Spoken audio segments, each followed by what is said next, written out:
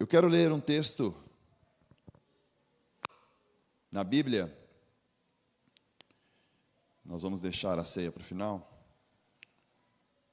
E como hoje o tempo é curto, depois de uma palavra dessa aqui, vocês querem cear e ir embora? E eu não prego? Porque a palavra aqui da oferta já ensinou muita coisa, né? Vamos ler um texto aqui que eu tenho certeza que você nunca leu, não conhece e nunca ouviu. É inédito. João capítulo 4. Quem está lá em João capítulo 4? Oi?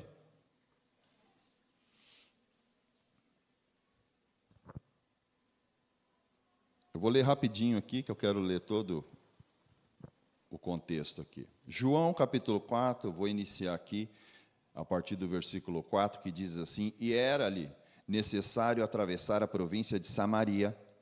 Chegou, pois, a uma cidade samaritana chamada Sicar, perto das terras de Jacó, por volta da hora sexta. Nisto veio uma mulher samaritana tirar água, e disse-lhe Jesus: Dá-me de beber. Pois os seus discípulos tinham ido à cidade para comprar alimentos. Então lhe disse a mulher samaritana: Como, sendo tu judeu, pedes de beber a mim, que sou mulher samaritana, porque os judeus não se dão com os samaritanos? Ela faz essa pergunta ao Senhor. Replicou-lhe Jesus: Se conheceras o dom de Deus e quem é o que te pede, dá-me de beber, tu lhe pedirias, e ele daria água viva. Respondeu-lhe ela: Senhor, tu não tens com o que te atirar, e o poço é fundo. Onde, pois, tens água viva? És tu, porventura, maior do que Jacó, o nosso pai, que nos deu o poço e o qual ele mesmo bebeu, e bem assim os seus filhos e o seu gado? Afirmou-lhe Jesus: Quem beber desta água tornará a ter sede, apontando para o poço, é claro. Aquele, porém, que beber da água que eu lhe der, nunca mais terá sede. Pelo contrário, a água que eu lhe der será nele uma fonte a jorrar para a vida eterna. Disse-lhe a mulher: Senhor, dá-me dessa água para que eu não mais tenha sede e nem precise vir buscá-la aqui. Disse-lhe Jesus: Vai chamar o teu marido e venha cá. Ao que lhe respondeu a mulher: Não tenho marido. Replicou-lhe Jesus: Bem disseste, não tenho marido, porque 5 maridos já tivestes, e este que agora tens não é teu marido. Isso disseste a verdade, ou com verdade. O Senhor disse à mulher: Senhor, disse à mulher: Vejo que tu és profeta. Nossos pais adoravam neste monte, vós, entretanto, dizeis que em Jerusalém é o lugar onde se deve adorar. Disse-lhe Jesus: Mulher, podes crer-me que a hora vem quando nem neste monte, nem em Jerusalém adorareis o Pai. Vós adorais o que não conheceis. Nós adoramos o que conhecemos, porque a salvação vem dos judeus. Mas vem a hora, e já chegou, em que os verdadeiros adoradores adorarão ao Pai em espírito e em verdade, porque são estes que o Pai procura para seus adoradores. Deus é espírito, e importa que os seus adoradores o adorem em espírito e em verdade. Eu sei, respondeu a mulher, que há de vir o Messias, chamado Cristo. Quando ele vier, nos anunciará todas as coisas. Disse-lhe Jesus então: eu o sou, o que falo contigo. Neste ponto chegaram os seus discípulos e se admiraram de que estivesse falando com uma mulher. Todavia, nenhum lhe disse que perguntas ou por que fala com ela. Quanto à mulher, deixou o seu cântaro, foi à cidade e disse àqueles homens: vinde comigo e vede um homem que me disse tudo quanto tenho feito. Será porventura o Cristo?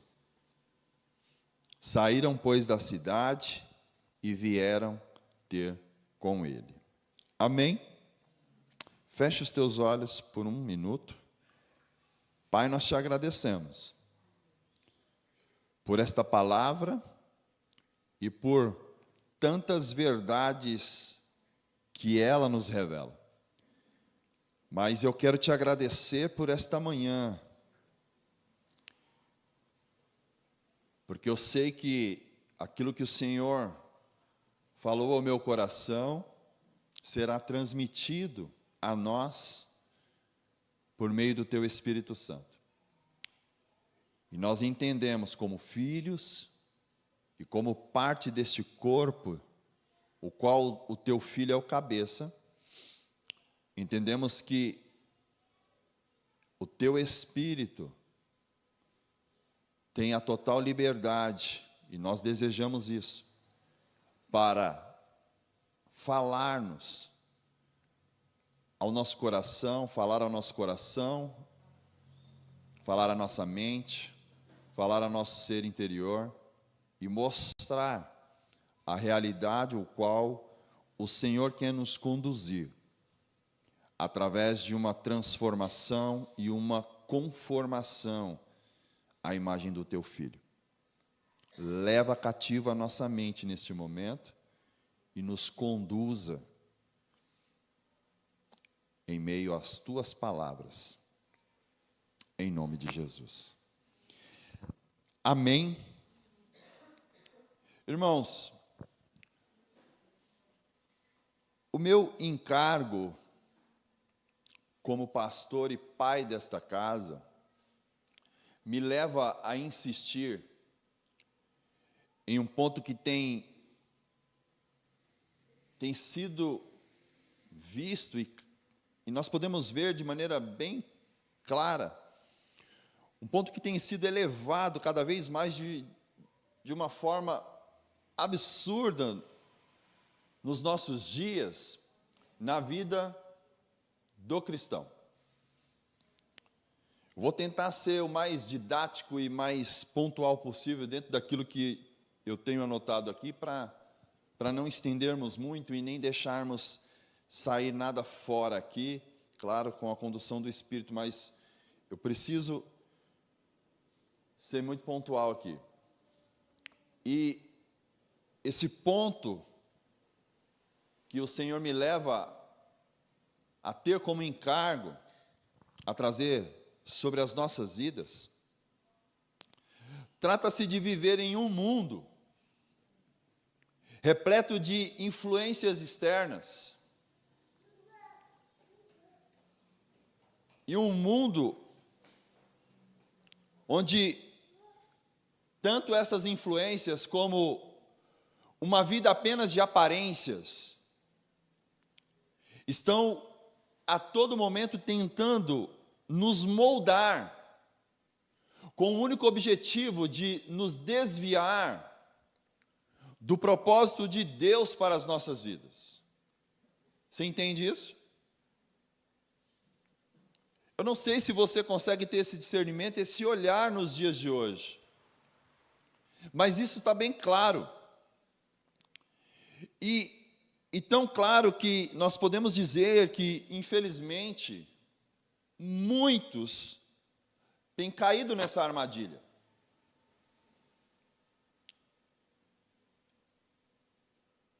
Então, a pergunta que eu quero iniciar, trazer, na verdade, que nós precisamos fazer hoje, é a seguinte: é se estamos verdadeiramente vivendo uma vida pura em Cristo. E você vai entender, porque eu estou usando essa palavra, pura. Uma vida pura em Cristo, ou se ainda nós estamos permitindo que mesclas se estabeleçam em nossa fé e em nossa vida, e assim continue dizendo como devemos viver e agir. Pastor, que pergunta é essa? É pergunta de Enem. A gente tem Enem. Pergunta de Enem para você responder. Eu vou repetir para você.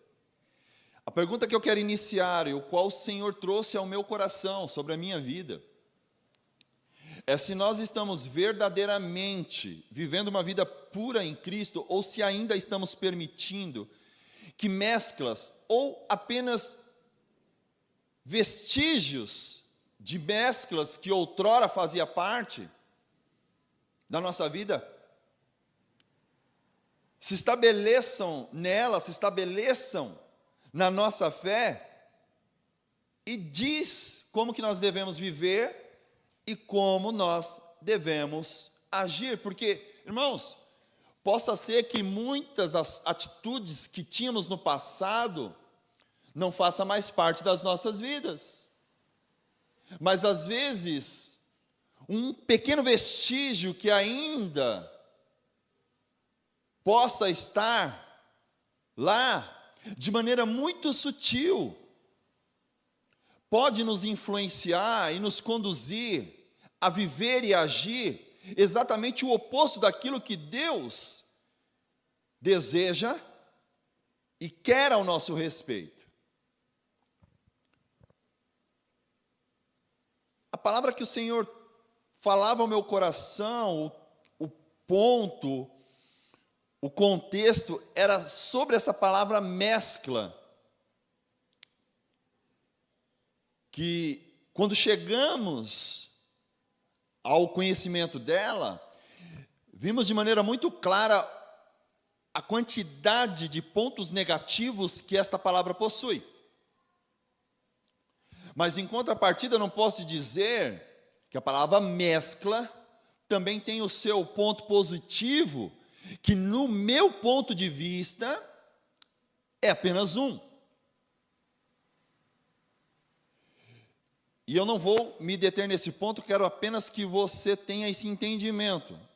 A única mescla que nós devemos aceitar, a única mescla que nós devemos buscar ter acesso e viver isso de uma forma que se manifeste nas nossas vidas, é a grande verdade e a realidade quando todos aqueles professam o nome de Jesus Cristo e entregam as suas vidas a Ele.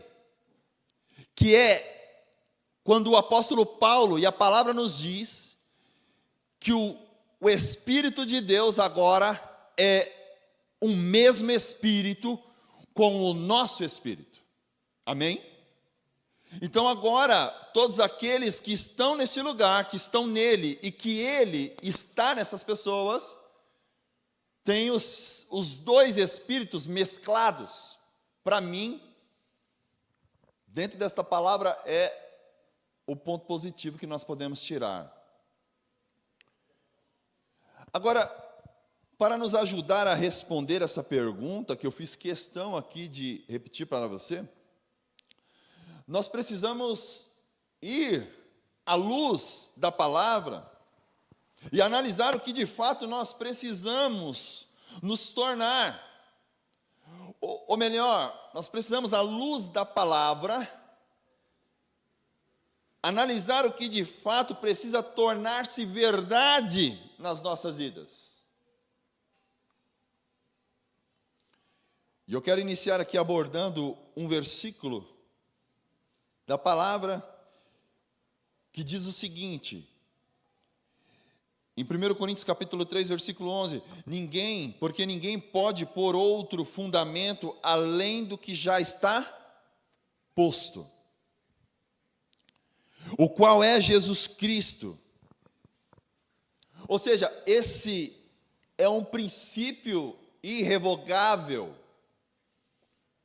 E isso implica que tudo o que nós passamos a edificar e construir nas nossas vidas deve ser alicerçado em quem? Em quem? O único fundamento. Como o apóstolo Paulo está dizendo aqui aos Coríntios, à igreja.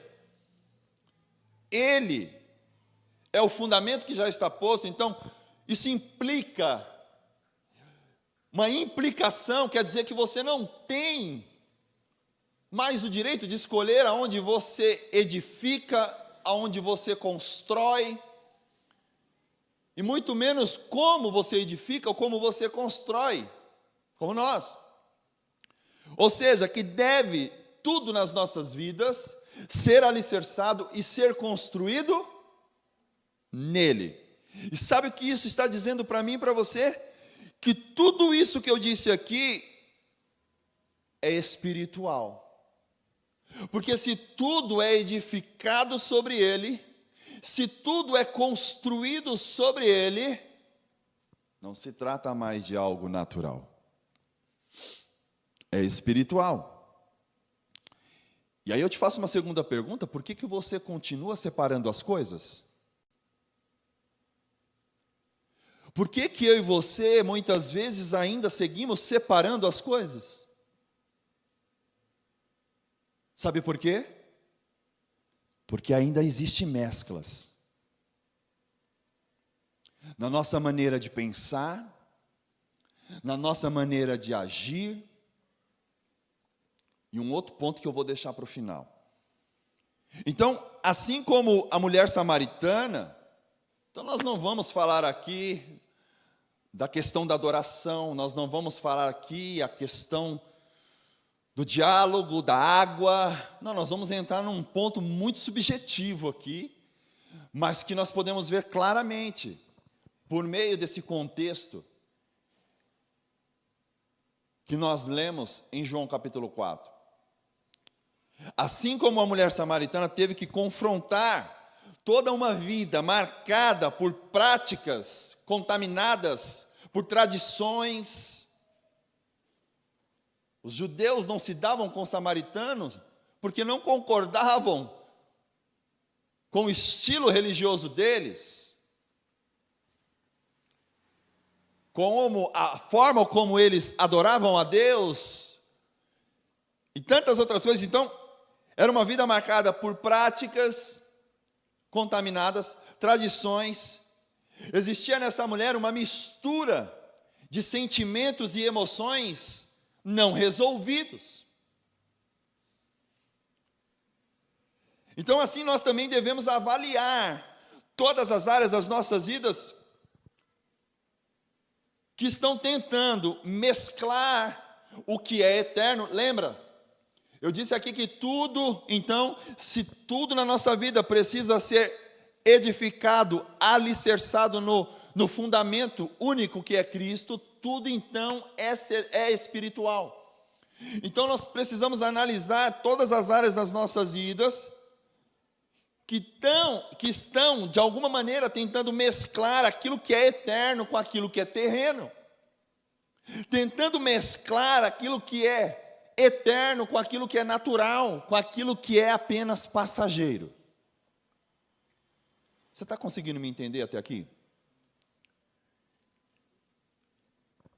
Esse encontro de Jesus com essa mulher diz no texto que nós lemos, e você conhece a história, que ela buscava o quê? O que ela foi buscar? Água. Ela foi buscar água. Só que nós podemos ver que no desenrolar da conversa, a conversa nos mostra que essa era a sede dela.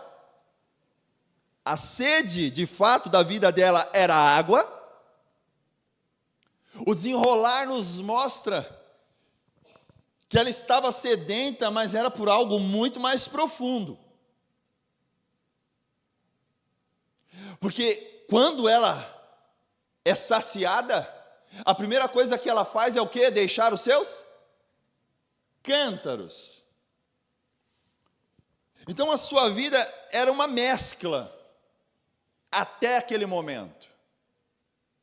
Uma mescla de culturas, uma mescla de práticas religiosas, uma mescla de sentimentos, como eu disse aqui, de traumas não resolvidos.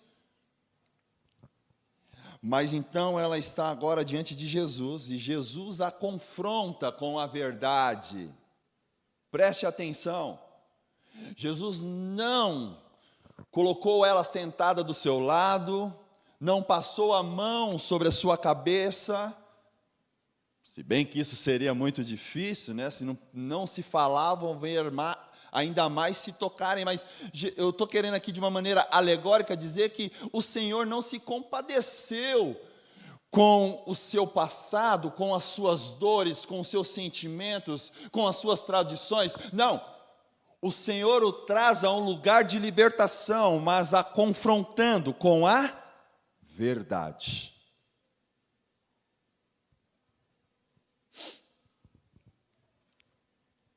Ele a confronta com a verdade que a libertaria desse espírito. Então a transformação que ela experimentou não veio da busca por experiências externas, como nós temos visto nos dias de hoje. Experiências sobrenaturais, experiências externas, muitas delas apenas superficiais, apenas passageiras. Eu não posso dizer isso aqui em cima, mas se você quiser eu te conto muito sobre esse contexto, qual eu também fiz parte. Experiências que duravam alguns dias, mas que depois não tinha efeito nenhum na vida de praticamente quase ninguém.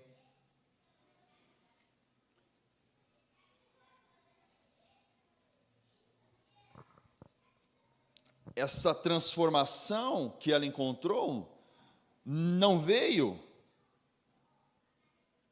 dessas coisas externas, não veio até mesmo da verdade que ela confessou diante do Senhor, que já estava no 6º marido. Se ela já estava no 6º, é porque todos os anteriores não conseguiram suprir a necessidade que ela tinha.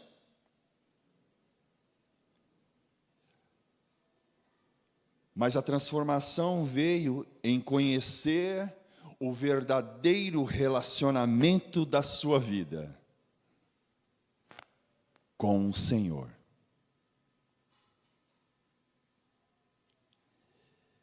Nesse momento, como eu disse, ela deixa o seu cântaro e se torna nada mais, nada menos que uma das maiores proclamadoras do Evangelho.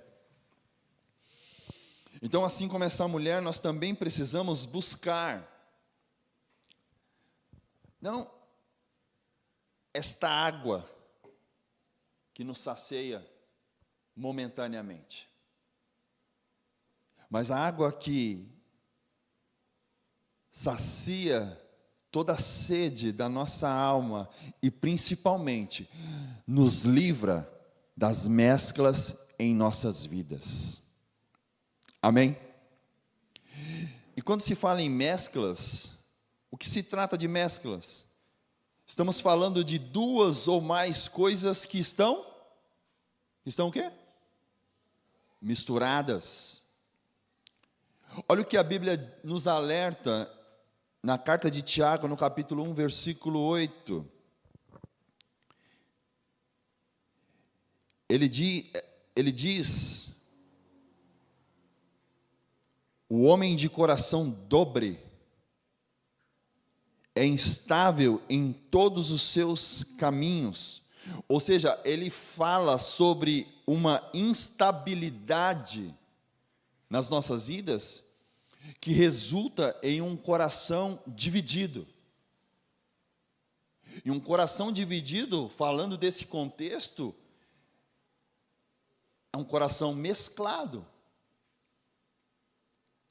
Essa instabilidade, ela pode surgir quando tentamos viver, preste atenção nisso aqui, Essa instabilidade, fatalmente, ela pode surgir quando nós tentamos viver de acordo com as expectativas deste mundo e, ao mesmo tempo, queremos, tentar viver a vontade de Deus. Coração doble, coração dividido. Eu tento viver a vontade de Deus, mas, ao mesmo tempo, eu estou tentando viver de acordo com as expectativas deste mundo. Então, hoje, muitos cristãos enfrentam esse desafio de viverem a fé em sua real essência, em meio às pressões culturais de hoje, que nós sabemos muito bem como está. E muitos não sabem lidar com isso. Um exemplo: a busca por aceitação. Isso enfraquece o nosso compromisso com o testemunho cristão. Às vezes, o mau testemunho é justamente por ceder às pressões externas, às influências externas, e permitir assim as mesclas. Porque busca-se uma aceitação social lá fora. Ao invés de sermos um farol da verdade, nos tornamos irreconhecíveis. Já não somos mais distinguidos no meio da multidão, porque nos tornamos completamente igual ao restante. Então, isso é um reflexo que acontece nas nossas ações, nas nossas atitudes, no nosso comportamento, que não honram a Deus, na forma como nos relacionamos, na forma como falamos, na forma como nos vestimos, até mesmo na forma como tomamos as nossas decisões. Em 1 Pedro, capítulo 1, versículo 14, 16, diz assim: como filhos obedientes, não vos conformando às paixões que antes havia em vossa ignorância, mas assim como é santo aquele que vos chamou, sede vós também santos em toda a vossa maneira de viver, porquanto está escrito: sede santo, porque eu sou santo. Você gosta de ser chamado de santo? Você gosta de ser chamado de santo? Não? Todos nós somos santos. Alguém aqui gosta de se chamar de pecador? Ô, seu pecador? Não, ninguém gosta. Mas são os dois lados. Ou somos santos, ou somos.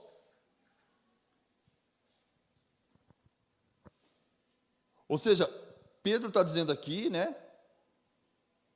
que o Senhor nos chama para viver de uma maneira santa. E a necessidade de não nos conformarmos com as práticas, com as paixões deste mundo, com aquilo que pode nos influenciar e mesclar certas áreas das nossas vidas. Agora eu vou dizer o que é a santidade para mim e para você. A santidade, ela é uma resposta à obra de Deus em nossas vidas. Porque Deus está trabalhando em nós. Há um trabalhar contínuo de Deus na minha e na tua vida. E sabe qual é a resposta que eu e você damos a Ele? Qual é a resposta? Com a nossa santidade. A santidade é a nossa identidade como seus filhos. Então eu entendo aqui, por meio da palavra, que nós precisamos nos separar para Deus. estar atento com as influências, estar atento a uma vida apenas de aparência, estar atento com aquilo que é só superficial, que não faz parte do plano e da vontade de Deus para as nossas vidas, para então nos comprometermos com uma vida que reflete o seu caráter.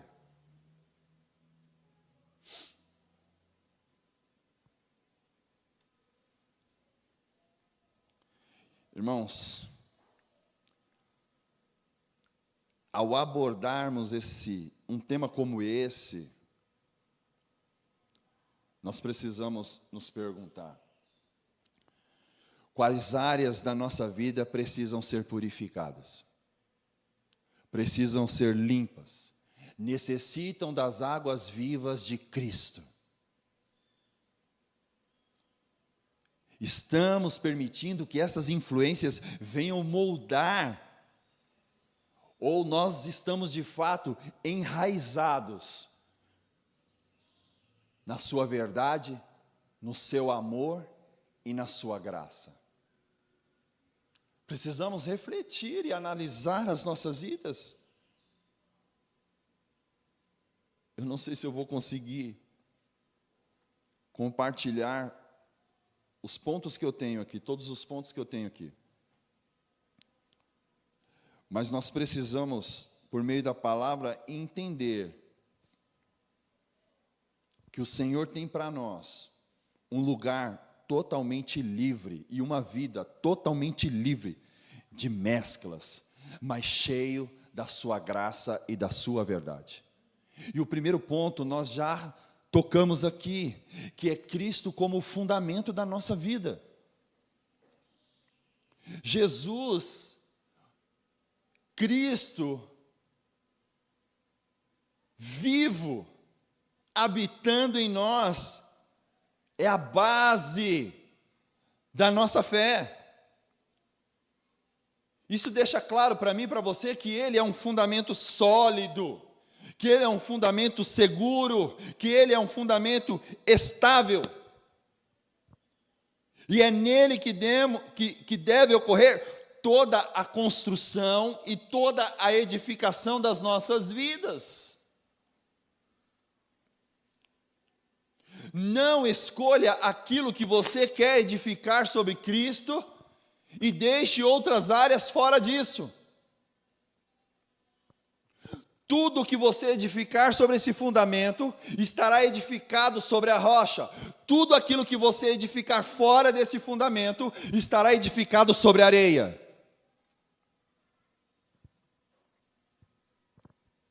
Casamentos estão sendo edificados sobre a areia. Vidas profissionais estão sendo edificados sobre a areia. Relacionamentos. Existem muita coisa que não está sendo edificada sobre o fundamento e único e correto que é Cristo, mas sobre a areia. E você sabe o que acontece com tudo aquilo que é edificado sobre a areia.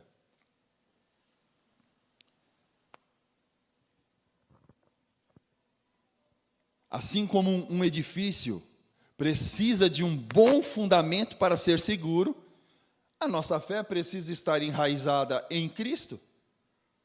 Porque se nós construirmos, preste atenção nisso aqui, se construirmos, se edificarmos a nossa vida sobre tradições, sobre os nossos próprios pensamentos, sobre as nossas preferências, sobre os nossos sentimentos, sobre os nossos traumas. Ei, olha para mim, nós citamos aqui um contexto histórico, onde uma mulher estava edificando, tentando edificar e construir a sua vida, sobre tradições, sobre a religião, sobre sentimentos e trauma que ela vinha carregando toda uma vida, e já estava no 6º marido, já estava na 6ª tentativa.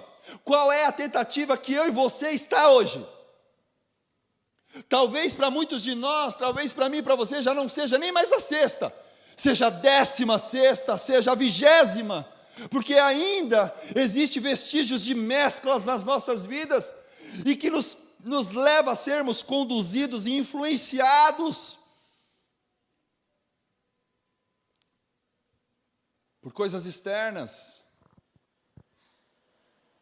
por vida de aparência, por coisas naturais, passageiras. Como eu disse aqui, tudo isso é uma construção e uma edificação sobre areia. Então corremos o risco de desmoronar tudo. Tudo.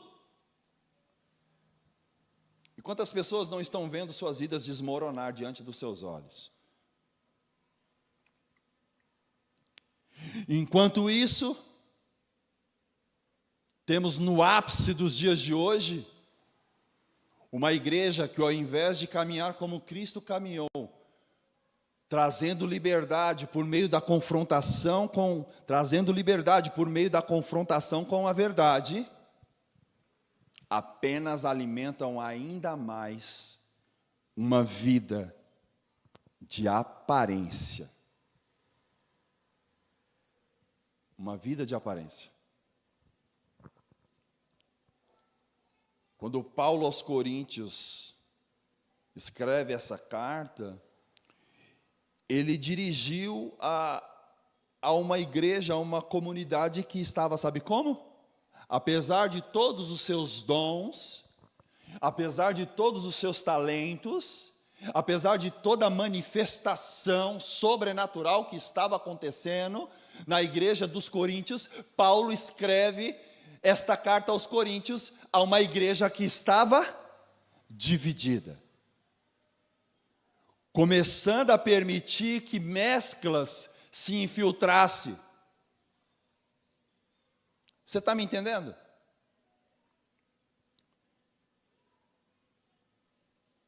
Então Paulo escreve a eles dizendo o seguinte: olha, preciso lembrá-los que a verdadeira confiança que vocês devem ter, devem estar em Cristo, o único fundamento que já foi posto. Em Efésios, capítulo 2, versículos 19 e 20, diz assim: assim que já não sois estrangeiros nem forasteiros, mas concidadãos dos santos e da família de Deus, edificados sobre o fundamento dos apóstolos e dos profetas, de que Jesus Cristo é a pedra de esquina. Foi nesse fundamento que o Senhor nos colocou.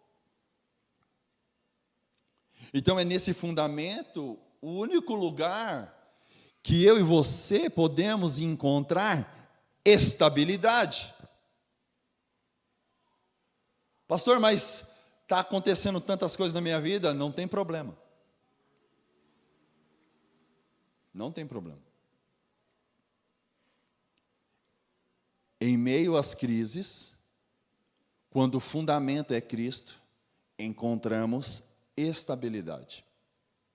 Ele é um fundamento que, mesmo em meio às dificuldades que vêm nos abalar, nos encontramos firmes e temos esperança.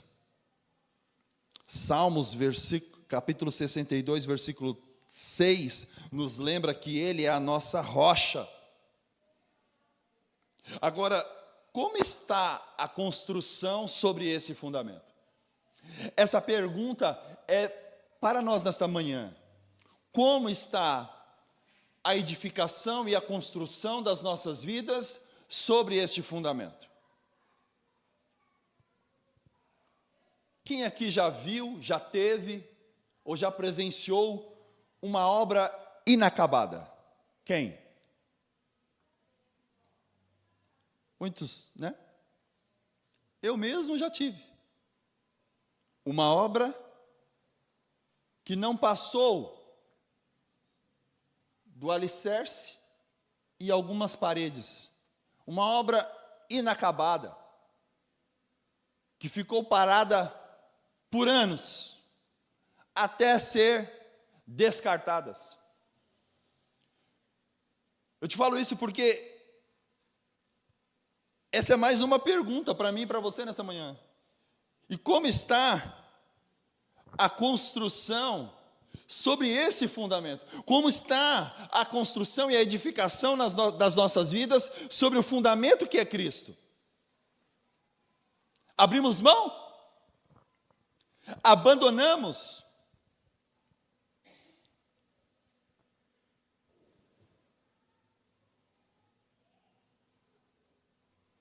Se Ele é o nosso fundamento, nós devemos avaliar como nós estamos edificando sobre Ele.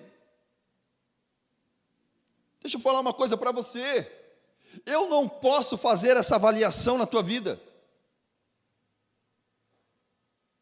Talvez muitos por aí utilizem esse artifício para manipular e prender as pessoas. O confronto que nós recebemos, e neste caso, o confronto que você nesta casa recebe, não é através da minha vida, é por meio de Cristo, é por meio da palavra. Então, essa avaliação de como está sendo edificado sobre ele, e se é que estamos, como eu citei aqui, como está? A obra está a todo vapor, ou você já fechou a porta e interrompeu essa obra? Essa avaliação eu não posso fazer da tua vida. A palavra de Deus é o suficiente, a verdade que o Senhor nos traz é o suficiente para avaliarmos como estamos edificando, como está a nossa construção, que é a obra dele nas nossas vidas, e o que nós estamos fazendo com isso. É a mesma coisa do pedreiro chegar na sua construção para trabalhar e não tiver material, né? Cheguei, seu Ricardo, comprou o material? Não. O que ele vai fazer? Eu lembro de um pedreiro. Meu pai era... Uma vez eu abri mão do meu pai e contratei um pedreiro. A pior coisa que eu fiz na minha vida. Quando ele não estava fumando, ele estava de olho na janela lá de casa, porque ele queria ver o que estava passando na televisão.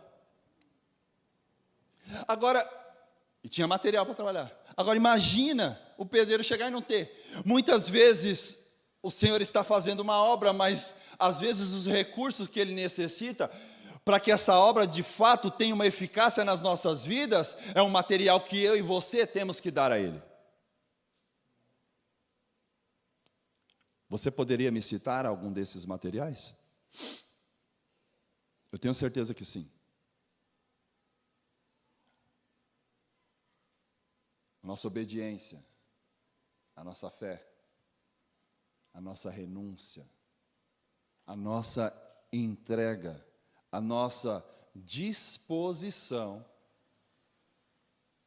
para que essa obra aconteça. Então, Paulo, se você for lá na primeira carta dos Coríntios, capítulo 3, versículos 12 e 13, você vai ver que Paulo nos convida a refletir sobre os materiais que usamos, se são materiais duradouros ou se são materiais momentâneos. Porque se você quer construir uma parede de alvenaria, você não vai comprar madeirite.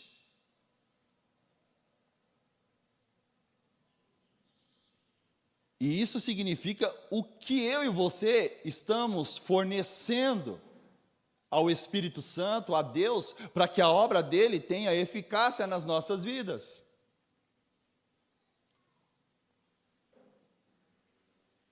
Como foi bem citado aqui hoje, você quer a prosperidade, mas não entrega o material chamado fidelidade, / generosidade.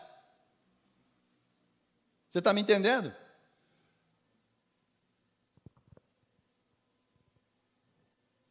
E Paulo diz, nesse capítulo 3,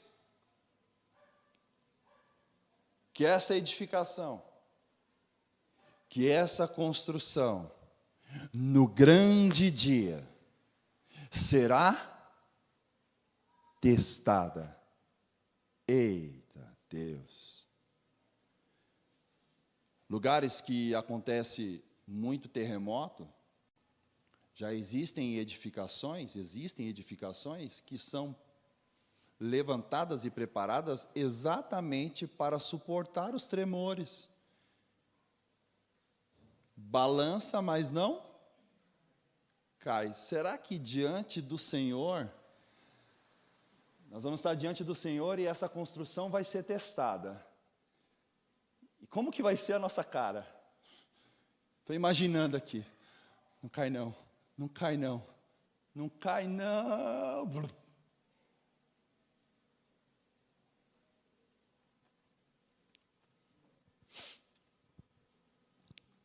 Irmãos, a base da nossa fé deve estar firmemente enraizadas em Cristo. Ele é o alicerce das nossas vidas. Então, na medida que nós seguimos, sempre devemos retornar o nosso olhar a este fundamento.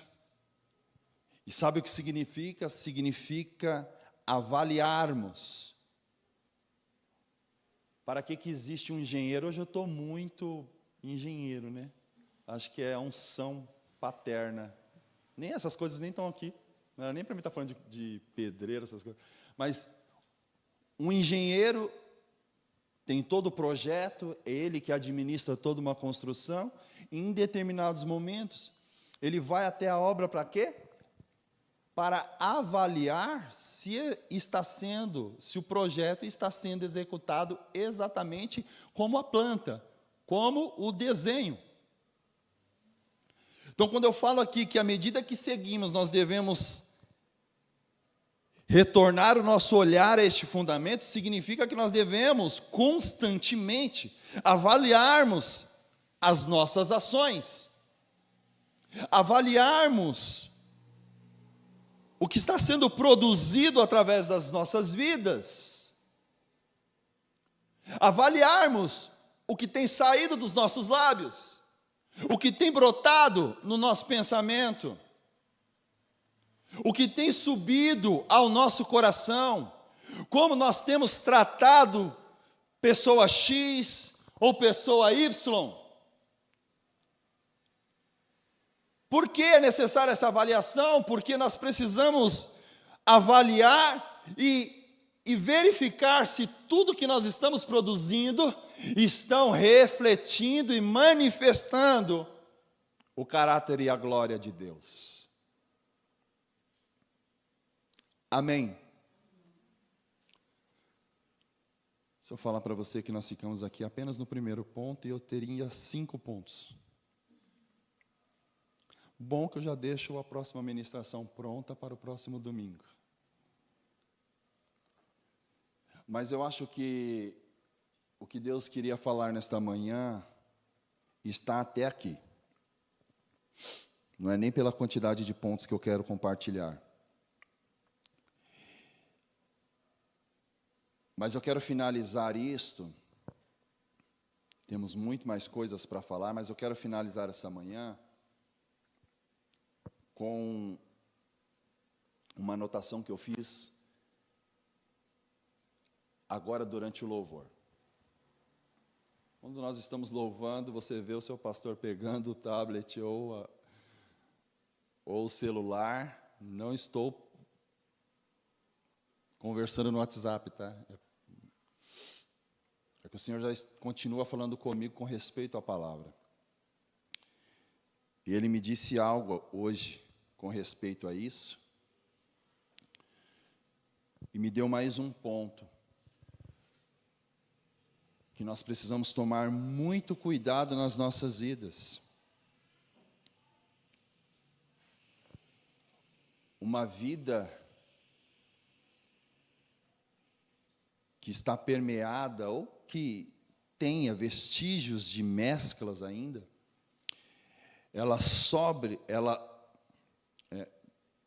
perdão, deixa eu ver, eu anotei hoje, gente, espera aí. Uma vida permeada de mesclas, debaixo, eu anotei errado, sob as influências externas, nos faz questionar, muitas vezes, até mesmo sobre o que nós não vemos e sobre o que nós não sabemos. E olha, sabe por que o Senhor disse isso? Comigo primeiramente. Muitas vezes, uma vida ainda com vestígios de mescla, debaixo das influências externas, aquilo que nós vemos, mas que nós não conhecemos e não temos ideia do que está acontecendo, nos faz questionar. Mas sabe por que ele me disse isso? Porque essa foi a palavra que ele falou, questionamentos na mente. Sabe por que ele me disse isso? Porque esse tipo de mescla que traz questionamento aos nossos corações, e eu não estou dizendo aqui que você não pode questionar, eita, nós vamos ser impedidos, não é isso, preste atenção, esse tipo de mescla nas nossas vidas nos impede de nos movermos. Será que não foi esse questionamento, isso aqui ele falou quando nós estávamos adorando ao Senhor e quando o Lando estava falando aqui, porque talvez foi exatamente a mescla que subiu ao coração de Ananias e Safira. Será mesmo que todo esse dinheiro será usado pela igreja?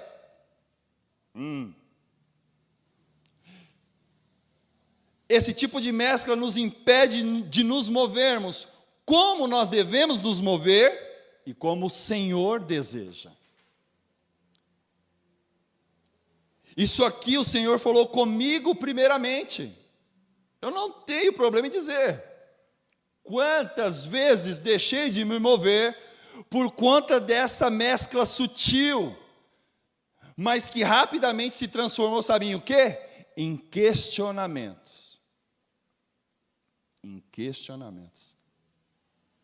E aí depois o Senhor vem e nos mostra, como me mostrou muitas vezes, quase 100% das vezes que isso aconteceu na minha vida. Você não sabe de nada. Você acha que sabe.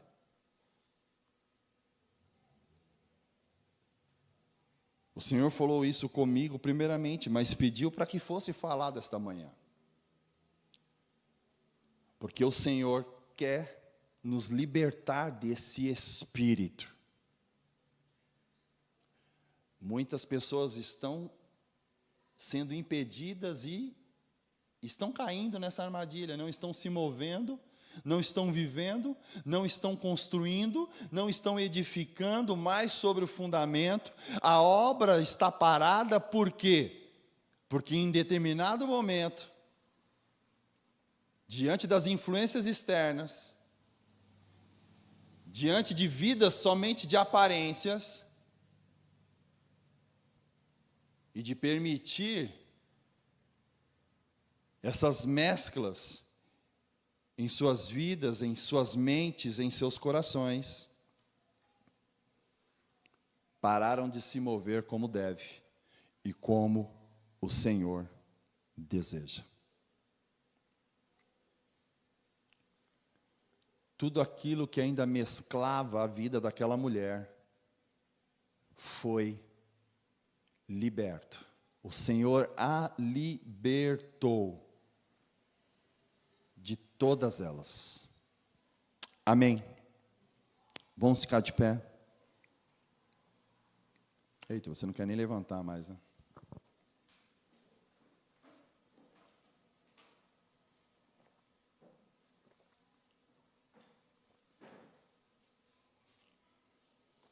Nem tomei da água.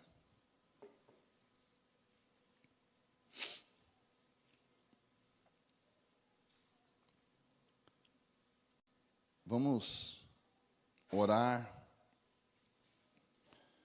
Vamos adorar ao Senhor e vamos participar juntos da mesa.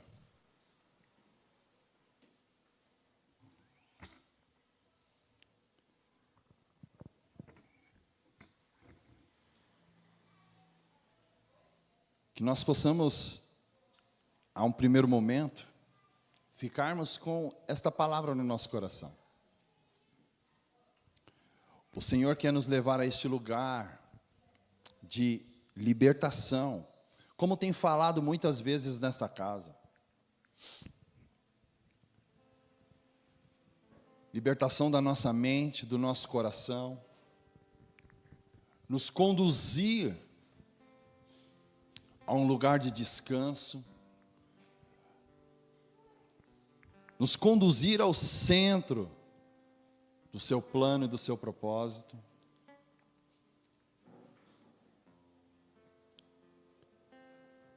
Só que o Senhor precisa que eu e você continuemos essa caminhada. Precisamos seguir, permitindo que Deus faça aquilo que Ele tem que fazer nas nossas vidas.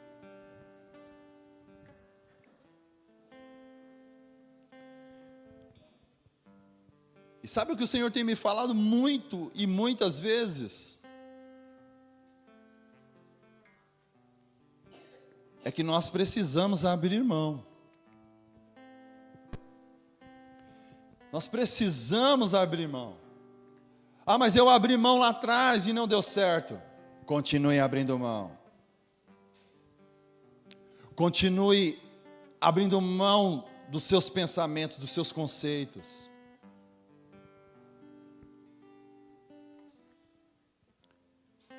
O Senhor precisa que eu e você continue cedendo. Não tem como trabalhar em um coração fechado. Não, mas o meu coração está aberto para Deus. Está aberto para Deus, mas está aberto para tal pessoa. Ou está fechado para tal pessoa? Como assim? Como você pode dizer que o seu coração está aberto para algo que não se vê, se ele está fechado para algo que você vê? Que nós vemos. A palavra nos disse essa manhã. Isso acontece porque ainda há vestígios de mesclas nas nossas vidas. Ainda permitimos que sentimentos, que traumas, que práticas antigas influenciem as nossas vidas. Mas diante desta palavra e diante desta mesa, nós temos mais uma vez uma oportunidade. Porque nós não estamos apenas diante de um cálice e de um pedaço de pão. Nós estamos diante daquele que verteu o sangue deste cálice e que permitiu que o seu corpo fosse moído.